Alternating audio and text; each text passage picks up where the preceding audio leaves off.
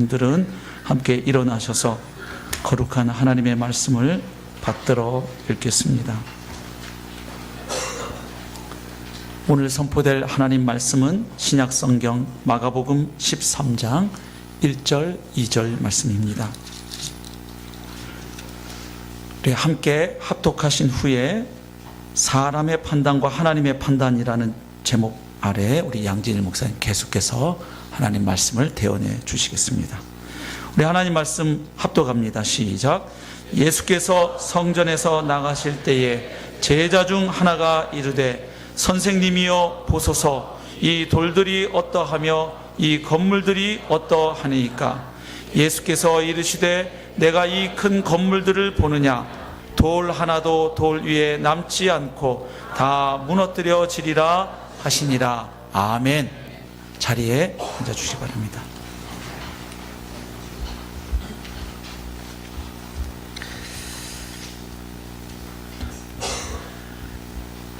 정말 뜻깊은 시간, 행복한 시간에 여러분 초대해 주셔서 3일 동안 귀한 만남을 이어가고 있습니다.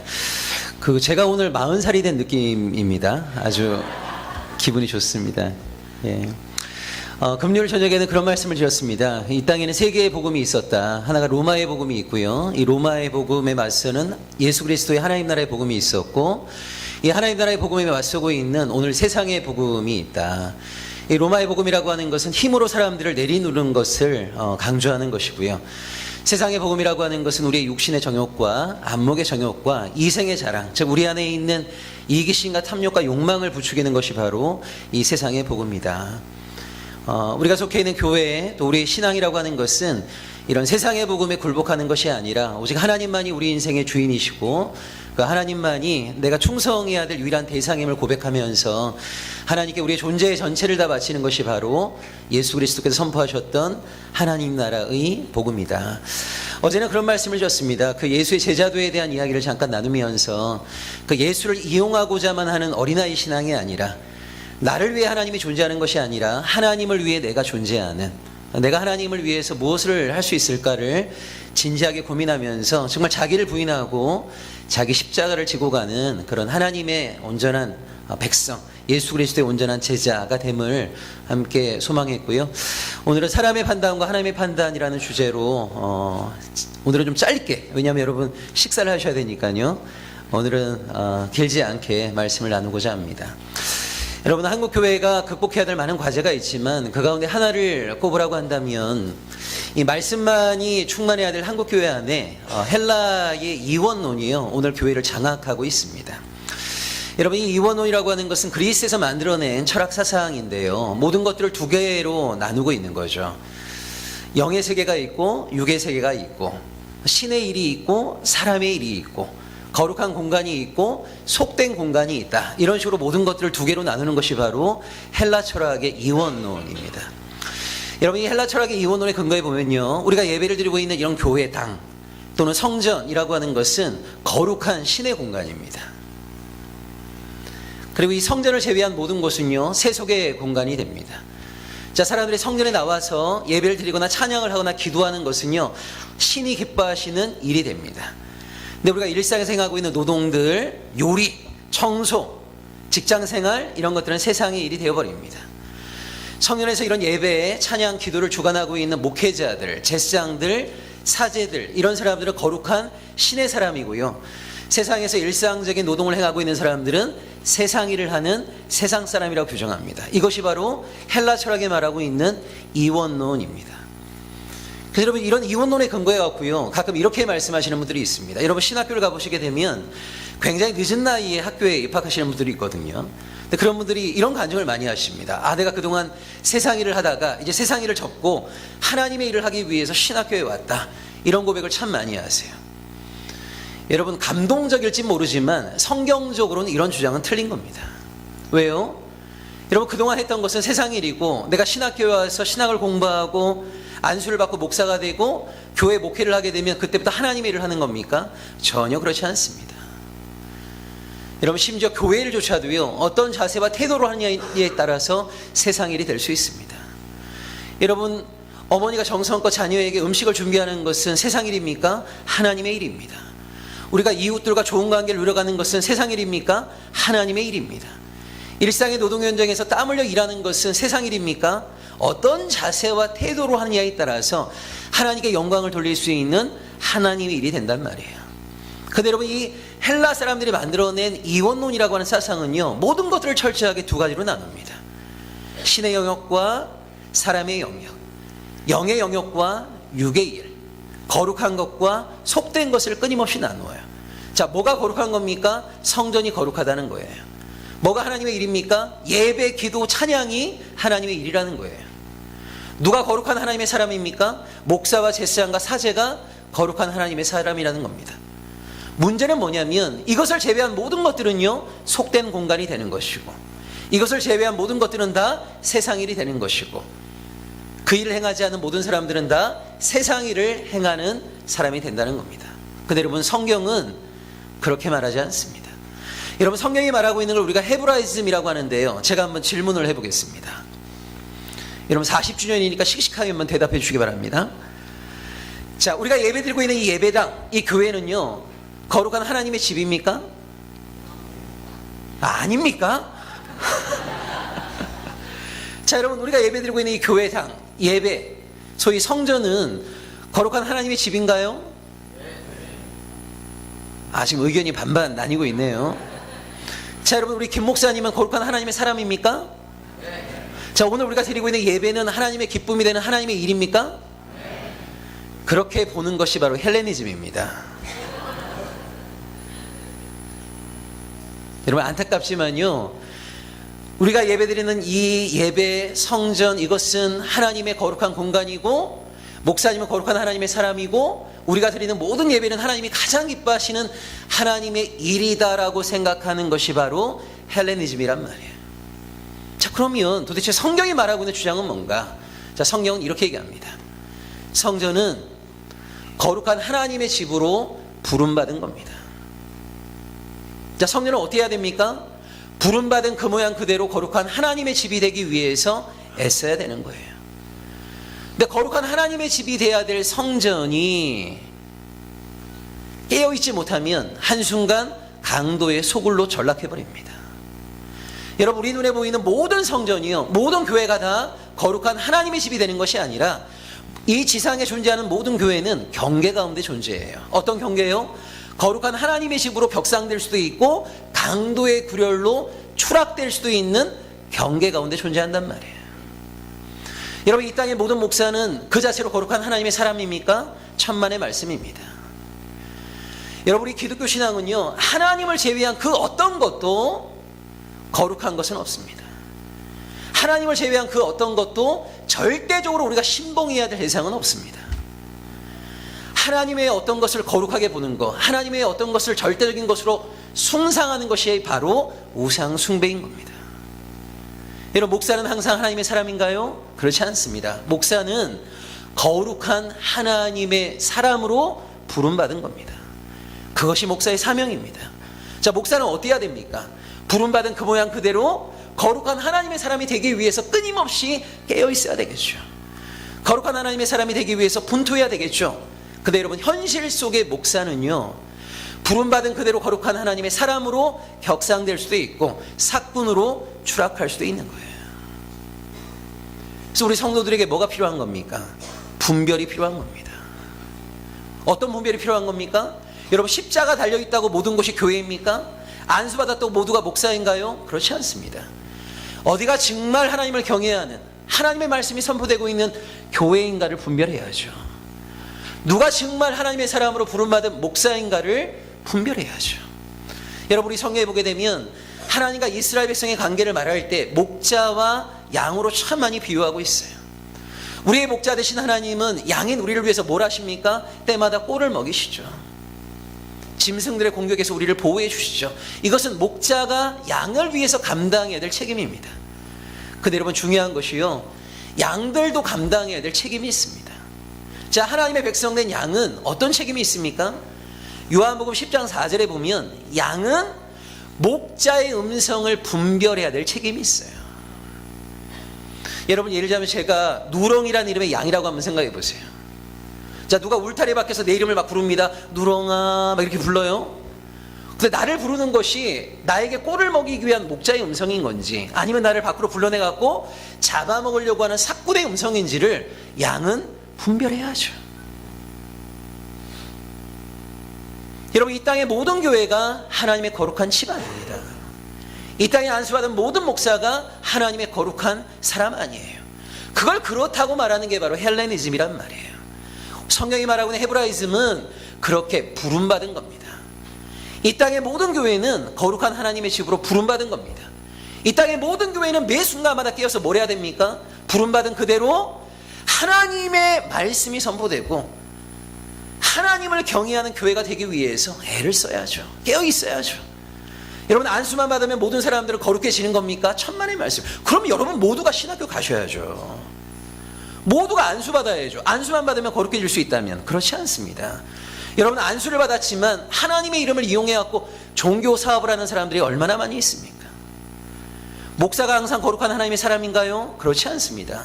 목사는 거룩한 하나님의 사람으로 부름받은 겁니다.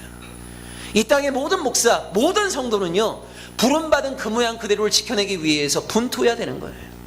이 분투를 잃어버리고 긴장을 상실하는 순간, 한순간 사꾼으로 추락할 수밖에 없는 겁니다. 여러분, 우리가 드리는 예배, 하나님께 기쁨이 되는 하나님의 일인가요? 우리가 아까 불렀던 찬양, 하나님께 기쁨이 되는 하나님의 일인가요? 그렇지 않습니다. 이 땅의 모든 예배는요, 하나님께 영광이 되는 하나님의 일로 부름받은 겁니다. 그런데요, 많은 경우에 예배와 찬양과 기도가 하나님께 영광을 돌리는 하나님의 일이 아니라 우리의 종교적인 감성을 발산하는 종교적인 엔터테인먼트로 전락할 수도 있는 거예요. 여러분, 성경은 모든 것을 경계 가운데 위치시킵니다. 하나님의 집과 강도의 구별이라는 경계 가운데 이 땅 모든 교회는 존재하고 있습니다. 하나님의 사람과 사꾼이라고 하는 경계 가운데 이 땅의 모든 목회자와 성도는 존재하고 있습니다. 하나님께 영광을 돌리는 하나님의 일과 종교적인 유흥거리라고 하는 경계 가운데 이 땅의 모든 예배와 찬양은 존재하고 있단 말이에요. 여기서 매 순간마다 하나님이 기대하시고 소망하셨던 바대로 이 땅의 교회가 진정 하나님의 집이 될 수 있도록, 이 땅의 모든 목회자가 진정 하나님의 거룩함을 드러내는 하나님의 사람이 될 수 있도록, 우리의 모든 예배가 하나님께 정말 기쁨이 되고 영광을 돌리는 온전한 예배가 될 수 있도록 매 순간 깨어있는 것이 우리에게 너무너무 중요한 거예요. 여러분, 우리 성경에 보게 되면요, 고대근동의 일반적인 신과 우리 야훼 하나님의 중요한 차이가 있습니다. 여러분, 고대근동의 일반적인 신들은요, 우리가 일상의 삶을 어떻게 살건 간에 정해진 날 성전에 와서 예배 한번 잘 드리면 그동안 범했던 모든 죄가 말끔하게 용서된다고 주장했어요. 근데 우리 하나님이 이렇게 말씀하십니다. 우리가 천천의 수양과 만만의 강수 같은 기름을 가지고 와서 하나님께 예배를 드린다 한들, 우리의 일상의 삶이 하나님께 예배가 되지 못하면 우리가 함께 드리는 예배도 하나님 연락하지 않는다고 말씀하세요. 여러분, 우리의 예배가, 우리가 함께 드리는 예배가 하나님께 온전한 기쁨이 되기 위해서는 우리의 일상이 하나님께 예배가 되어야 됩니다. 여러분, 창세기 4장 4절과 5절에 보게 되면 하나님이 카인과 아벨의 제사는 받지 않으시죠. 아니, 아벨과 그의 제물은 받으시죠. 카인과 그의 제물을 받지 않으시죠. 왜 그랬을까? 많은 사람들이 이렇게 생각합니다. 카인의 제물과 아벨의 제물의 차이에서 자꾸만 주목을 하려고 그래요. 여러분, 그렇지 않습니다. 그것은 일반 종교의 주장입니다. 내가 뭐를 들고 왔느냐에 따라서 신이 내 예배를 받고 안 받고, 내가 들고 온 제물에 따라서 예배의 연합 여부가 결정되는 것은 일반 종교의 주장이란 말이에요. 근데 우리 성경은 이렇게 얘기합니다. 왜 하나님이 카인의 제물을 받지 않았는가? 창세기 4장 4절과 5절에 보면 아벨과 그의 제물은 연합하셨고 카인과 그의 제물은 연합하지 않으셨다고 말씀하세요. 여러분 보세요. 하나님은 두 가지를 주목하십니다. 뭐를 주목하시죠? 사람과 그가 들고 온 제물입니다. 뭐를 먼저 주목하십니까? 이 제물을 들고 온 사람을 먼저 주목하십니다. 자, 사람을 주목한다는 말은 뭐예요? 이 사람이 하나님께 나오기 전까지 그의 삶을 하나님이 먼저 바라보신단 말이에요. 일상의 삶을 먼저 주목하신단 말이에요. 그 일상의 삶이 하나님께 연락된 사람들의 예배가 하나님께 기쁨이 되는 거예요. 우리가 6일간의 삶 속에서는 하나님을 전혀 경외하지도 아니하고 세상의 주류 가치와 주류 문화에 종속되어 살아가다가 일요일날 깨끗한 옷을 입고 와서 하나님께 거룩한 예배를 드린다고 해서 우리의 예배가 하나님께 연락될 거라고 착각 생각하시면 안 됩니다. 함께 모여 드리는 우리 예배가 하나님께 온전한 기쁨이 되기 위해서는 우리의 일상의 삶이 하나님께 기쁨이 돼야 돼요. 일상의 순종이 있어야 할 때만이 우리가 함께 드리는 이 예배가 하나님께 기쁨이 됩니다. 그래서 여러분 마태복음 5장 23절과 24절에 보면 너희가 하나님께 예물을 드리다가도 누군가에게 원망 들을 만한 일이 있는 것이 생각이 나거든 예배를 중단하고서라도 그 사람에게 가서 먼저 용서를 구하라고 그래요. 그 사람과 먼저 화해하라고 그래요. 왜요? 여러분 내 삶으로 말미암아 누군가가 상처에 있고 나로 말미암아 누군가가 지금 피로 물고 있는데 하나님 앞에 나와서 하나님 감사합니다, 하나님 사랑해요, 이렇게 하나님께 올려드리는 우리의 이야기가 얼마나 가정스럽습니까? 정말 우리의 고백이 하나님께 기쁨이 되기 위해서는 눈에 보이는 형제들에게, 우리가 만나는 사람들에게 우리가 하나님의 백성임이 드러나야죠. 나의 삶을 통해서 누군가에게 기쁨을 줘야죠. 그런 것이 전혀 안 되는 가운데 하나님 앞에만 나와서 모든 종교적인 어떤 죄악들을 청산하려고 하는 그런 자세들, 이런 것들은 일반 종교의 주장이었지 절대 성경의 주장이 아니에요. 여러분 다시 한번 제가 정리합니다. 우리 한국교회 안에는 이 헬레니즘이 너무나 많이 퍼져 있습니다. 모든 것들을 이분법적으로 사고합니다. 거룩한 것과 속된 것이 있다고 주장하고요, 영의 일과 육의 일이 있다고 주장하고요, 하나님의 사람과 세상 사람이 있다고 주장해요. 이것은 헬라 철학의 사상입니다. 성경은 모든 것은 경계 가운데 있습니다. 하나님의 그 어떤 것도 절대적인 것은 존재하지 않습니다. 여러분 구약 예언서를 보시게 되면 예언자들이 매 시대마다 등장했고 이스라엘 백성들에게 심판을 경고했어요. 회개를 촉구했습니다. 이스라엘 백성들 듣지 않았어요. 심지어 여러분 미가나 예레미야 같은 경우에는 성전이 무너질 거라고 경고했습니다. 근데 이스라엘 백성들 듣지 않았습니다. 왜 그랬습니까?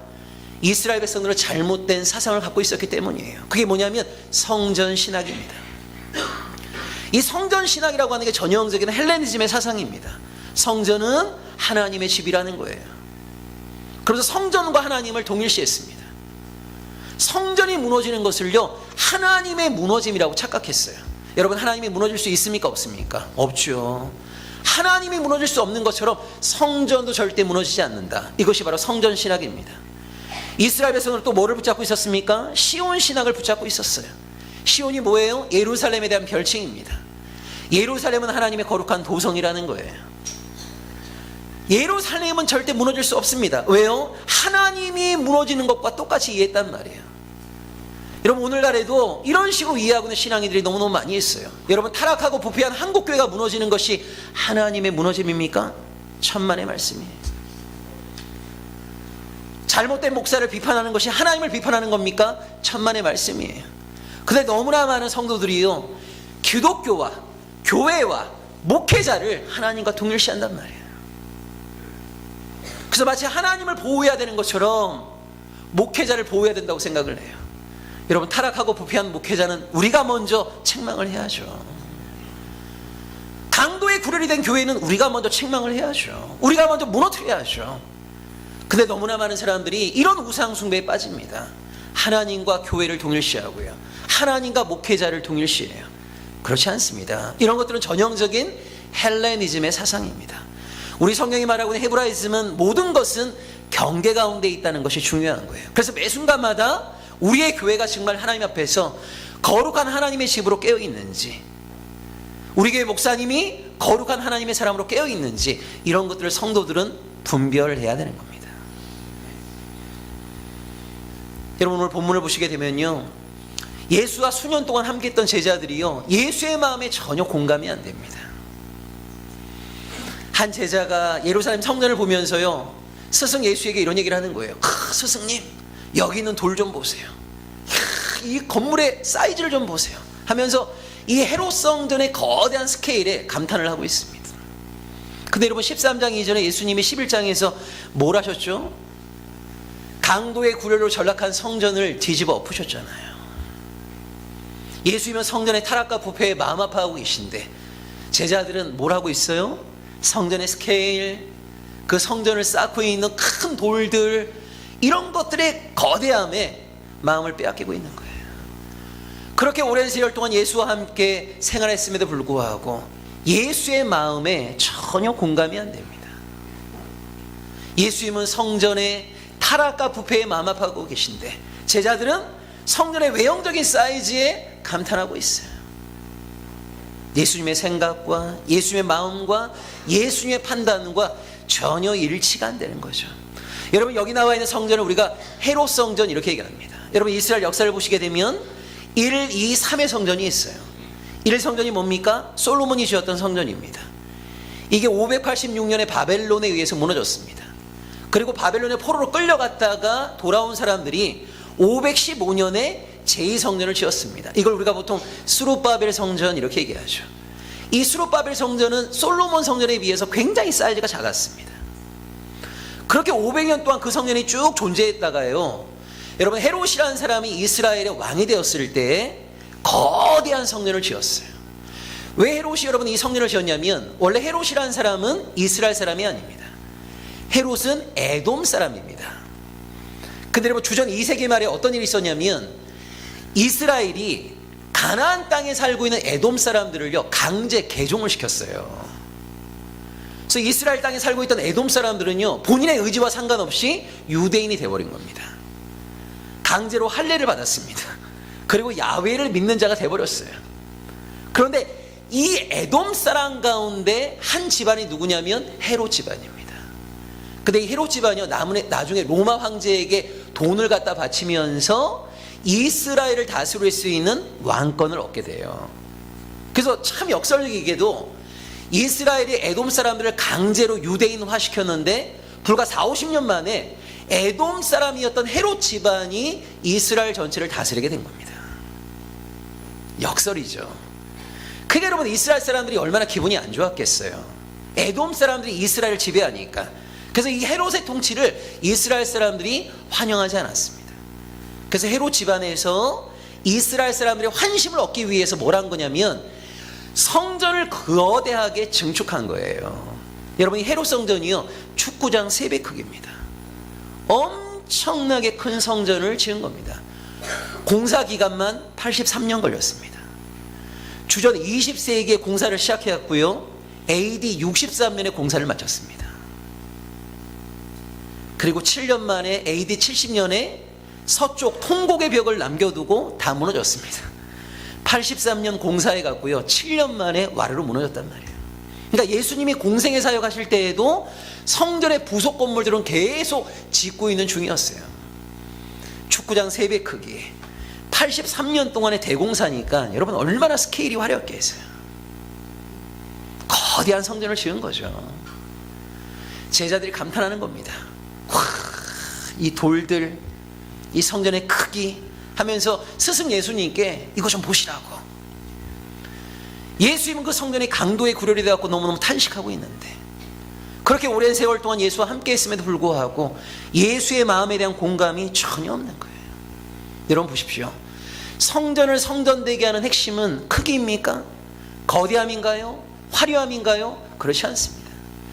이런 외형적인 것들이 성전을 성전되게 만드는 것이 아니라 성전을 성전되게 만드는 것은 본질입니다. 얼마나 하나님을 경외하고 있는가, 얼마나 하나님의 말씀에 대한 사모함이 있는가, 얼마나 존재를 다해 하나님께 순종하고 있는가, 이것이 성전을 성전되게 하는 거예요. 여러분 에스겔 8장부터 11장을 보시게 되면 하나님의 영광이 점점 성전을 떠나는 이야기가 나옵니다. 왜 성전을 떠납니까? 하나님만을 경배해야 될 성전 안에 우상 숭배가 가득한 거예요. 하나님을 경외하지 않는 그들을 하나님은 점점 떠나십니다. 여러분 보세요. 성전이 거룩한 이유는 하나님의 영광이 그 안에 있기 때문에 거룩한 거예요. 하나님의 영광이 떠난 성전은 뭐가 됩니까? 건물 덩어리일 뿐입니다. 여러분 만약 이곳에 하나님이 계시지 않는다면, 이곳에 하나님의 영광이 함께하지 않는다면 수천 수만 명의 사람이 모인다 한들 여기는 거룩한 하나님의 집이 아니에요. 우리가 10명, 20명이 모인다 하더라도 우리 안에 하나님에 대한 경외가 있고 말씀에 대한 사모함이 있고 존재를 다해 하나님께 순종하고자 하는 열망이 있다면, 그래야 하나님의 영광이 여기 있다면 그들의 모여있는 숫자와 무관하게 그곳이야말로 진정한 하나님의 집이 되는 거죠. 하나님의 집을 결정하는 것은 크기입니까? 아닙니다. 본질입니다. 예수는 그 성전의 본질을 주목하고 있었단 말이에요. 근데 제자들은 성전의 본질이 아니라 외형의 마음이 빼앗겨버렸어요. 여러분, 그 당시 예수님이 왜 예루살렘 성전을 강도의 구렬이라고 했는가를 여러분 이해하시는 게 필요합니다. 원래 여러분 토라의 근거에 보면 아론의 후손들이 제사장직을 계승하게 되어 있었습니다. 근데 여러분 주전 2세기부터 어떤 일이 벌어졌냐면요, 이스라엘을 식민 지배하는 제국의 황제에게 뇌물 많이 갖다 바친 사람이 대제사장이 되어버렸습니다. 어떤 일이 벌어졌겠어요? 30억 갖다 바쳐갖고 대제사장이 된 거예요. 근데 참 놀라운 게 뭐냐면 임기가 보장되지 않아요. 그럼 여러분이 만약 30억 뇌물 갖다 바쳐갖고 예루살렘의 대제사장이 되셨다면 임기도 보장되어 있지 않는데 온통 관심이 어디에 있겠어요? 최소한 뇌물로 갖다 바친 것 이상은 회수해야 될 거 아닙니까? 그때부터 여러분 성전에서 뭘 하기 시작했냐면 고리 대금업을 하기 시작한 겁니다. 여러분, 이 성전이 엄청난 돈이 있는 곳이거든요. 여러분, 고대 사회의 모든 성전은 그 자체가 은행입니다. 여러분, 유대인들은 1년에 한 번씩 1년치 11조를 성전에 갖다 바쳤어요. 거기에 성전세도 바치고요, 엄청난 헌금도 바치고요. 성전은 돈이 엄청 많았단 말이에요. 이 돈을 가지고 대제사장들이 뭘 했냐면 고리 대금업을 한 거예요. 여러분, 오늘날도 마찬가지지만 돈을 빌리려고 할 때 그냥 빌릴 수 있습니까? 담보를 걸어야죠. 뭘 담보를 걸겠어요? 땅을 담보로 걸립니다. 내년 이맘때까지 돈 갚겠다 하고 땅을 담보로 하고 돈을 빌립니다. 근데 여러분, 그 다음에 돈을 갚지 못하게 되면 어떻게 됩니까? 담보로 내걸었던 땅을 빼앗기게 되죠. 자, 내걸 만한 땅도 없으면 이제 뭐를 담보로 내겁니까? 자기 몸을 담보로 내걸어요. 몸을 담보로 내걸면서 돈을 빌립니다. 또 돈을 갚지 못해요. 어떤 일이 벌어집니까? 담보로 내걸었던 이 몸이 종이 돼버려요. 노예가 돼버립니다. 그래서 여러분, 예수님 당시에 얼마나 놀라운 일이 있었냐면 성전이 소유하고 있는 토지가 엄청나게 많았어요. 성전이 소유하고 있던 종들과 노예들이 엄청나게 많았어요. 이런 고리 대금업을 통해 갖고 성전이 장사를 했단 말이에요. 그리고 또 성전이 뭘 했냐면요, 여러분, 사람들이 하나님께 제물을 바치려면 짐승을 끌고 와야 될 거 아니에요. 근데 내가 끌고 온 짐승이 무조건 제물이 될 수 있는 게 아니에요. 짐승이 제물이 되려면 조건이 하나 있습니다. 정결해야 돼요. 자, 예를 들자면 여러분이 갈릴리에 거주하신다고 생각해 보세요. 갈릴리 생활하고 있는 여러분이요, 예루살렘 성전에 가서 양 한 마리를 바치고 싶어요. 그럼 여러분 집에 있는 양 가운데 제일 또리또리하고 눈이 살아있는 누렁이를 이제 끌고 출발을 해요. 자, 예루살렘 성전까지 한 5일 또는 일주일 정도 걸립니다. 가려면 여러분 산 넘어야 돼요. 물 건너야 돼요. 그럼 출발할 때 그렇게 눈 살아있던 누렁이가 예루살렘 성전에 거의 도착할 때쯤 되면 눈 풀려 있겠죠. 그리고 제사장 앞에 딱 쓰는 거예요, 이렇게. 그리고 이제 제사장님께 얘기하는 겁니다. 이 누렁이를 제물로 바치고 싶다고. 그럼 제사장이 이렇게 얘기하는 거죠. 아유, 부정해. 부정하다고 그래요. 그럼 어떻게 합니까? 이 한 마리 바치려고 지금 그 오랜 세월을 걸어왔는데 부정하다고 그래요. 그러면 또 집에 가야 됩니까? 그래서 여러분, 성전에 뭘 했냐면요, 제사 드린 사람들의 편의를 도모한다는 명목하에 평소에는 감람산에서, 절기 때는 감람산과 이방인의 뜰에서 뭘 했냐면 짐승을 팔았어요. 근데 얼마나 웃긴 일이 벌어지냐, 시장에서는 10만 원이면 살 수 있는 양 한 마리를요 20만 원, 30만 원, 40만 원에 파는 겁니다. 근데 시장에서 양 사오죠? 무조건 부정하다고 그래요. 성전에 있는 양이 더 부실해 보이는데 성전에서 판매하는 양은 다 정결하다고 그래요. 그러니까 여러분 보세요. 하나님께 제물 하나 바치려면 울며 겨자 먹기 식으로 안 살 수가 없는 거예요. 이런 식으로 당시 성전이 종교 사업을 했단 말이에요. 그러니까 예수님께서 그런 성전의 본질을 보시고 그곳을 강도의 구렬이라고 뒤집어 엎으신 거 아닙니까? 근데 제자들은 예수의 그 마음에 공감이 안 됐어요. 여러분, 마찬가지로 오늘날 교회를 수십 년을 다녀도 그 인식과 가치관이 하나님의 말씀으로 변화되지 않은 사람들이 정말 많습니다. 세상이 우리에게 심어놓은 생각, 세상이 우리에게 심어놓은 가치관, 세상이 우리에게 심어놓은 세계관에 따라서 모든 걸 판단하고 모든 걸 평가하고 모든 걸 사고하는 신앙인들이 너무 많아요. 그렇게 많은 설교를 들었음에도 불구하고, 그렇게 많은 말씀과 대면했음에도 불구하고 정말 중요한 순간에는 하나님의 말씀에 따라 판단하지 못하고 세상에 심어놓은 생각을 말씀으로 새롭게 갱신시켜내지 못하고 여전히 세속의 가치, 세속의 세계관에 따라서 모든 것들을 판단하는 신앙인들이 참 많습니다. 여러분, 제가 정말 존경하는 분이 한 분 있거든요. 정말 대단한 분입니다. 근데 이분이 서울대를 나오셨어요. 그리고 세계 최고의 대학에 가서 박사학위 받아오셨어요. 나머지는 너무너무 좋은 분인데요, 이분이 약간 이 학벌 중심적인 사고를 타파를 못해요. 그 어떤 사람을 이렇게 만나잖아요. 그 사람에 대해 너무 궁금하잖아요. 그러면은 그 사람에게 직접 못 묻고 저한테 꼭 물어봐요. 저 사람 어디 대학 나왔어? 이렇게 물어봐요. 그러니까 안 그럴 것 같은데 정말 나머지 면에서는 너무너무 완벽한 분이거든요. 너무너무 존경만을 받는 분이고, 근데 뭐를 떨쳐내지 못하냐면 이 학벌 중심적인 사고를 떨쳐내지를 못해요. 그 사람의 인격, 그 사람의 신앙의 삶, 타인을 대하는 자세, 또는 그 존재 안에 있는 하나님의 형상만으로 그 일을 평가하는 게 아니라 자기도 모르는 사이에 학벌이 궁금한 거예요. 그래서 왠지 내가 인정할 만한 대학 출신이 아니면 그때부터 좀 무시하기 시작하죠. 여러분, 이런 것들이 전형적으로 세상에서 사람들을 대하는 자세 아닙니까? 교회를 수십 년을 다녀도 세상이 우리에게 심어놓은 그런 가치관과 세계관과 인간을 평가하는 기준으로부터 출애굽을 경험하는 사람들이 너무 적단 말이에요. 어떤 사람을 만나건 간에 그 안에 심겨져 있는 하나님의 형상을 바라보면서 존중할 수 있어야 되는데, 그와의 만남을 반가워할 수 있어야 되는데, 출신, 고향, 학벌, 경제력, 직업, 이런 것들을 가지고 여전히 사람들을 판단하고 있는 그런 사람들에게 수십 년 동안 교회를 다녔다는 게 무슨 의미가 있겠어요? 여러분, 오늘 교회 안에서도 보시면 하나님의 말씀이 아니고요, 우리의 욕망을 하나님의 뜻과 교묘하게 섞어갖고 그걸 신봉하는 경우들이 참 많이 있습니다.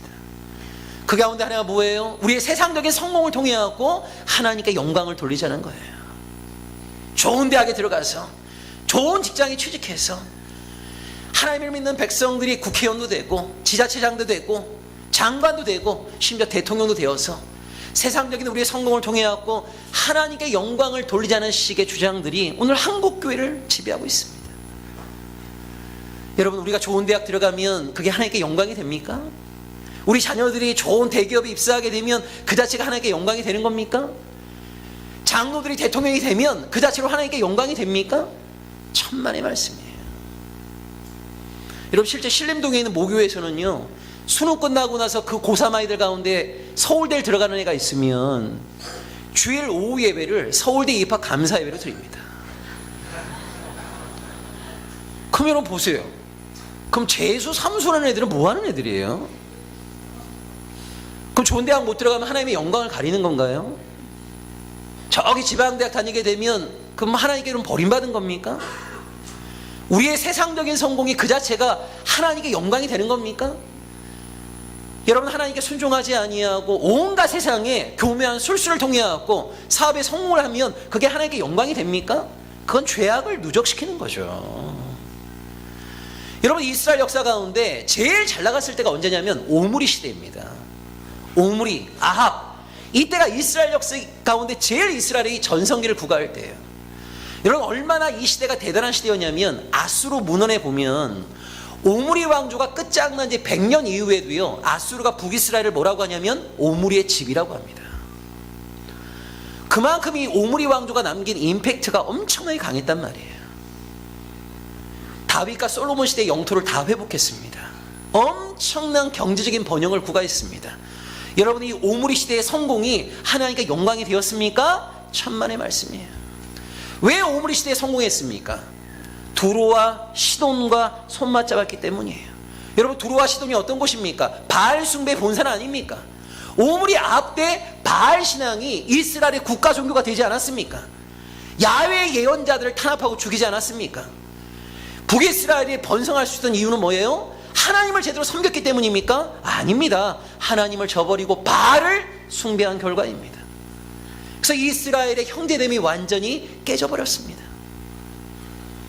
여러분, 이스라엘의 성공이, 이스라엘의 외형적인 승승장구가 그 자체로 하나님의 영광이 됩니까? 천만의 말씀. 우리의 성공이 그 자체로 하나님께 영광이 되는 겁니까? 천만의 말씀. 여러분, 우리 현대사에 보게 되면 3명의 장로님들이 대통령이 되었어요. 이승만 장로, 김영삼 장로, 이명박 장로님. 여러분, 심지어 이승만이 대통령이 될 때요, 1952년, 56년, 60년마다 한국교회 목사들이요 선거대책위원회를 구성했습니다. 이승만 장로 대통령 만들기 위해서 부정선거에 동원되었단 말이에요. 여러분, 이승만 장로가 대통령이 되었고 하나님께 영광이 되었습니까? 여러분, 매년 4월달만 되게 되면 이승만의 부정선거가 회자되고 있고 이승만의 몰락과 함께 욕먹었던 한국교회가 비판받고 있어요. 여러분, 김영삼 장로님이 대통령이 되었고 하나님께 영광이 되었습니까? 그 무능한 통치의 결과 이 땅에 IMF라고 하는 선물을 남겼잖아요. 우리 MB 장로님이 대통령이 되었고 하나님의 영광을 받으셨나요? 여러분, 절대 그렇지 않습니다. 우리의 세상적인 성공, 이런 욕망을 하나님의 이름으로 포장하면 안 돼요. 여러분, 교회 안에도 이런 식의 사고가 굉장히 만연합니다. 큰 교회를 일궈갖고 하나님께 영광을 돌리자. 여러분, 큰 교회를 일구게 되면 그 자체가 하나님께 영광이 됩니까? 여러분, 큰 교회가 실제 잘하고 있는 것도 굉장히 많이 있습니다. 근데 여러분 보시면요, 큰 교회의 잘못, 큰 교회의 어떤 행동 하나하나가 얼마나 많은 사람들을 실족시키고 있는지 몰라요. 여러분, 우리가 어떤 존재 또는 어떤 교회의 실적만 주목하시면 안 돼요. 우리의 행동이 또는 우리의 모습이 얼마나 많은 사람들을 실족시키고 있는가를 항상 진지하게 반성할 수 있어야 됩니다. 여러분, 제가 2000년대 초반에 목동에 있는 모 교회에서 교육 목사를 했었는데요, 그때도 신촌에 살았습니다. 주일날 교회 가려면 지하철 5호선으로 갈아타야 돼요. 그래서 영등포구청에서 이제 지하철 5호선 타고 이렇게 쭉 오는데, 그 주일 아침에요, 2000년 가을이었습니다. 이런 사건을 경험했어요. 그때가 한 7시 40~50분경 정도 되는데요, 그 이른 아침에도 지하철 로방전도를 하는 여자분이 계시더라고요. 한 40대 후반 정도 되는 여자분이요, 지하철 로방전도를 하세요. 여러분, 보통 지하철 로방전도 어떻게 합니까? 사람들이 앉아있는 양 사이드 그 가운데 길을 지나가면서 본인이 외치고자 하는 메시지를 선포하고 쭉 가는 거 아닙니까? 근데 여자분은요, 열심히 특심하셔갖고 그 이른 아침에 맨투맨 전도를 하는 거예요. 근데 일요일 아침이니까 몇 명 타고 있지도 않았거든요. 그리고 저를 제외한 모든 사람들은 다 졸고 있었어요. 근데 여자분이 맨투맨 전도. 어떻게 하냐면 이 졸고 있는 사람 무릎을 탁 쳐요. 그럼 사람이 졸고 있다가 얼마나 깜짝 놀라겠어요. 눈을 딱 뜰 거 아닙니까? 그러면 이 전도지를 딱 던져주면서 이렇게 하면 죽어! 예수 믿고 구원받아야 돼! 하면서 이렇게 전도지를 던져주는 거예요. 그렇게 한 칸에 있는 모든 사람들을 건드리고 옆 칸으로 갔어요. 근데 이분이 옆 칸으로 딱 가고 나니까 어찌됐건 자다가 다 여자분 때문에 깨어난 거예요. 참 놀라운 일이 벌어지더라고요. 그 한 칸에 있는 모든 사람들이요, 오늘 처음 만난 사람들인데 한 마음이 됐어요. 특히 좀 나이 지극한 남자분이 한 분 계셨는데 이분이요, 이 화가 안 풀리는 거예요. 화가. 그때 처음에 이러시더라고요. 저 여자 XX 하면서 막 그 여자분을 막 욕을 하기 시작해요. 그러더니 그 여자분이 주고 간 전도지를 딱 보니까 성락교회 주보예요. 성락교회 주보. 그럼 여러분, 예를 들자면 우리 같은 경우는 성락교회 그러면 뭔가 좀 이단 뭐 이런 식으로 우리가 할 텐데, 여러분, 교회 밖에 있는 사람들이 뭐 성락교회가 이단인지 정통인지 이런 걸 뭘 압니까? 그 교회가 그 교회인 거죠. 근데 이 남자분이요, 처음에는 막 그 여자분을 막 욕하더니 화가 안 풀리니까 이러시더라고요. 이거 다 교회가 시킨 거라고, 이거 하면서 이 교회가 이거 시킨 거라고 하면서 막 교회를 욕하기 시작하는 거예요. 근데도 화가 안 풀려요. 그럼 여러분, 어디까지 발전하겠어요? 예수님을 욕하기 시작하더라고요. 그래서 그 남자분이 뭐라고 그러시냐면, 원래 저 여자가 저러지 않았는데, 이 과거를 알고 계시더라고요. 원래 저 여자가 저러지 않았는데 예수 믿고 미쳤다는 거예요. 예수 믿고. 그 예수 믿고 미쳤다고 하면서 막 예수님을 막 욕을 하기 시작하는데 하여튼 한 칸에 타고 있는 모든 사람들이 있다 수긍을 하는 분위기였어요.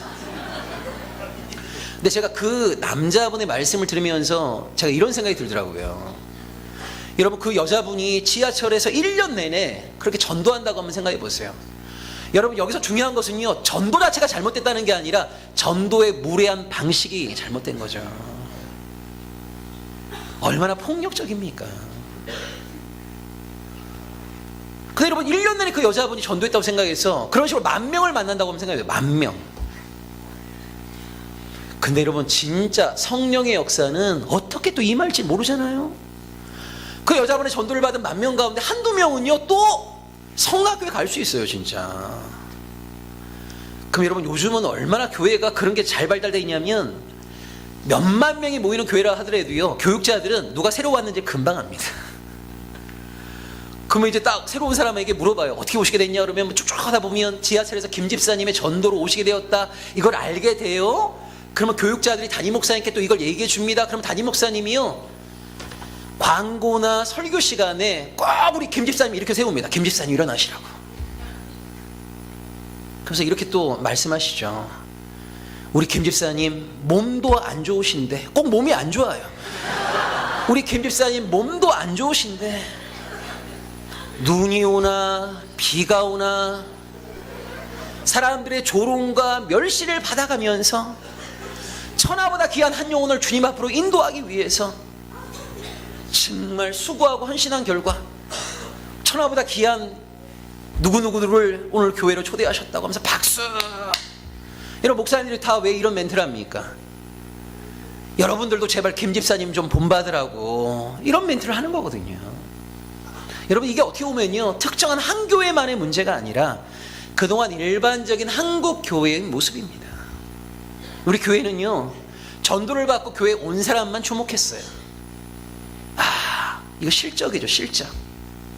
근데 그동안 교회는 뭐를 보지 못했냐면, 저는 그날 지하철에서 그걸 경험한 거예요.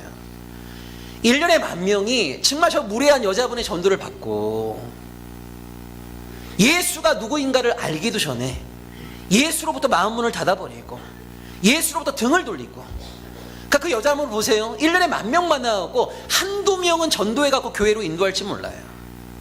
근데 그 여자분의 무례한 삶으로 말미암아 9,998명은 기독교 신앙이 뭔지, 예수가 어떤 분인지, 우리가 믿는 하나님이 어떤 분인지에 대해서 알기도 전에 하나님으로부터 마음 문을 닫아버리잖아요. 여러분, 성경에 보게 되면 소자 중 한 명을 실족시키는 것이 얼마나 큰 죄악입니까? 그러니까 이 여자분은요, 이 정산을 해보면 전도 한두 명, 실족 9,998명. 그러니까 결과적으로 매년마다 마이너스 9,996명인 거예요. 그래서 여러분, 교회에서 이렇게 물으실 때 이걸 꼭 물어보셔야 됩니다. 그동안 몇 명 전도하셨어요? 이렇게만 묻지 마시고 그동안 몇 명 실족시키셨어요? 이것도 물어보셔야 되는 거예요. 그래서 여러분, 우리 인생 가운데 한 10명 전도했는데 내 삶으로 말미암아 100명이 예수로부터 마음문을 닫아버렸다. 얼마나 정말 두려운 일입니까? 여러분, 막 사람들이 자기 교회 목사들 막 홍보할 때 이런 얘기 많이 해요. 우리 목사님을 통해갖고 얼마나 많은 사람들이 예수를 믿게 되었는지, 얼마나 많은 사람들이 회심했는지. 근데 여러분, 지금 그 목사 때문에 수백만 명의 사람들이 하나님으로부터 마음문을 닫고 있잖아요. 오늘 교회의 이런저런 문제로 말미암아 얼마나 많은 사람들이 그 기독교 신앙의 진주, 기독교 신앙의 진주를 발견하기 전에 이 땅 교회로부터 마음문을 닫아버립니까? 근데 우리는 뭐라고 생각해요? 실족은 보지 않아요. 실적만 중시합니다. 성공만 주목해요. 여러분, 저는 대학 때 정말 충격받은 일이 한 번 있어요. 보니까 우리 목사님이랑 제가 고향이 같더라고요. 제가 고향이 부산인데요, 저희 부모님이 다 경상도 분이시거든요. 갖고 정말 그 경상도 부모님으로부터 전라도 사람들 만나지 말라는 얘기를 참 많이 들었습니다. 그러니까 제가 지금 생각해 보면요, 우리 부모님이 그렇게 오랜 세월 교회를 다녔어도 이 한국 사회의 지역 감정이라는 그 벽을 뛰어넘지 못한 거예요. 그래서 저는 부모님께 저항하는 의미에서 일부러 전라도 친구를 많이 만났습니다. 근데 제가 89년도에 총신대학에 딱 입학한 다음에요, 소위 이제 학생운동을 좀 하기 시작했어요. 왜냐하면 저는 이제 광주 정말 빨갱이들의 폭동인 줄 알았는데, 이제 대학에 가서 이 광주의 진실을 보고 하면서 소위 좀 학생운동을 하게 되었는데, 우리 신학과 학생들 그리고 이 총신대학 학생들이 대부분 다 굉장히 보수적이거든요. 그러니까 사회에 대한 관심 별로 없어요. 근데 제 친구 중에 하나가요, 진짜 애가 뭐 진짜 세상에 대한 관심도 전혀 없고 어떻게 보면 눈도 약간 좀 흐리멍텅하고 이런 친구 하나 있었는데, 갑자기 얘가 자본론 세미나 시간에 참여를 하더라고요. 그리고 근현대사 세미나에도 참여를 하더라고요. 근데 얼마나 놀라운 일이 벌어지냐면요, 이런 일이 벌어지는 거예요. 굳이 누가 뭐를 시킨 것도 아닌데 자본론 책 조금만 읽고 한국의 역사를 조금만 배우고 나면요, 그 다음 날부터 생각도 삶도 달라져 버려요. 어떻게 달라지냐면 이런 거예요. 원래 이 친구가 커피를 즐겨 먹던 친구였는데요, 한국의 근현대사 자본론 공부를 좀 하고 나면 그 다음부터 커피 안 누릅니다. 한국의 차 하면서 유자나 율무를 누르죠, 이렇게. 그러니까 뭐냐, 역사 공부 조금 하고 나면요, 커피를 딱 끊어요. 왜요? 제국의 음료 이렇게 하면서 커피 딱 끊어요. 그래서 민족의 차 하면서 막 율무나 유자를 막 눌러요. 그리고 세미나 이렇게 한두 번 딱 참여하면요, 영어책 덮어버려요. 제국의 언어 하면서 딱 영어책 덮어버립니다. 그리고 이렇게 팝송을 즐겨 듣던 애들도요, 팝송을 안 들어요. 그 다음부터 민족의 악기 하면서 깽가리 막 치기 시작합니다, 이렇게. 이거 누가 시킨 거 아니거든요. 그대로 보통 이렇게 급격한 전환이 일어나는 애들을 뭐라 부르냐면 막스의 세례를 받았다고 그랬어요. 막스의 세례를 받았다. 근데 제가 그걸 보면서 얼마나 충격을 받았냐면, 막스의 세례는요, 불과 한두 시간만 해도 사람들의 인식을 바꿔놓습니다. 생각을 바꿔놓고 삶을 바꿔놓잖아요. 근데 왜 이렇게 예수의 세례는 무력한 겁니까? 왜 예수의 세례를 받은 사람은 신앙생활을 수십 년을 해도 세상에 심어놓은 생각이 안 바뀌고 세상에서 형성된 우리의 삶이 안 바뀌고, 그렇게 많은 것도 듣고 있지만 이 정신의 출애굽이 일어나지 않아요.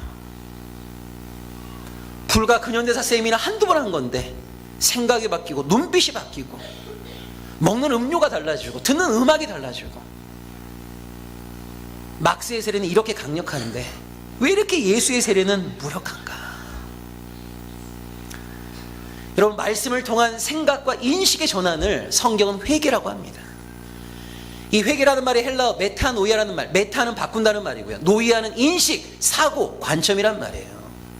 여러분, 회개라는 게 뭐냐면 인식의 전환에서 출발하여 삶의 변화까지를 총칭하는 말이 바로 회개입니다. 회개의 출발이 뭐예요? 인식의 전환입니다. 그래서 사도 바울이 로마 교인에게 편지 보낼 때 로마서 12장 2절에서 이렇게 말하고 있는 거예요. 너희는 이 세대를 본받지 말고 마음을 새롭게 함으로. 여기 마음을 새롭게 한다는 말이 바로 인식을 새롭게 하라는 거예요. 생각을 새롭게 하라는 거예요. 마음을 새롭게 함으로 변화를 받으라고 하잖아요.